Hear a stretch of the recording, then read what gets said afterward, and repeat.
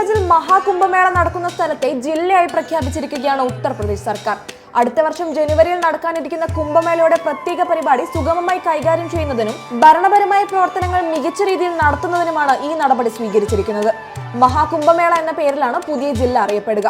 ഭക്തർക്ക് മികച്ച സേവനം ഉറപ്പാക്കാൻ ലക്ഷ്യമിട്ടാണ് ജില്ല രൂപവൽക്കരിച്ചതെന്നാണ് മുഖ്യമന്ത്രി യോഗി ആദിത്യനാഥ് പറഞ്ഞത്. 4 തഹസിൽദാർ പ്രദേശങ്ങളിൽ 67 വില്ലേജുകളെ ബന്ധിപ്പിച്ചാണ് പുതിയ ജില്ല രൂപീകരിച്ചത്.